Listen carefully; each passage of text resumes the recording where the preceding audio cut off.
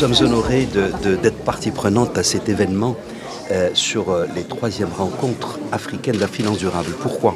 Parce que Bank of Africa, sous l'égide de son président, a toujours été pionnière dans ce domaine. Nous avons commencé en fait par, il y a déjà 25 ans, lorsque a été signé le pacte d'Yel, le programme des Nations Unies pour l'environnement FI. Et ensuite, nous avons mis en place en 2008 ce qu'on appelle le système environnemental et social, le système de management environnemental et social. Pourquoi cette réunion est importante? Parce qu'elle démontre que cette histoire de finance durable est une affaire de public-privé, d'institutions académiques, c'est-à-dire d'académiciens, mais également de praticiens, que pour faire avancer cette cause extrêmement noble qui va devenir...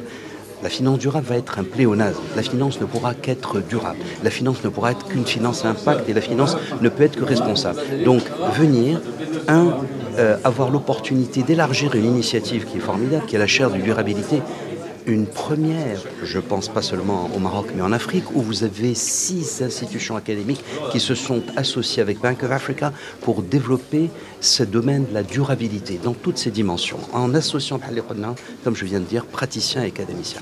Donc ça, c'est l'occasion d'élargir cette chaire de durabilité par une convention avec l'African Financial Network, donc cette ONG qui là aussi rassemble praticiens et académiciens, qui est présidée par le professeur d'affaires, et puis bien sûr l'ISCAE. Et l'ISCAE illustre parfaitement cette ouverture du monde académique, scientifique sur l'entreprise.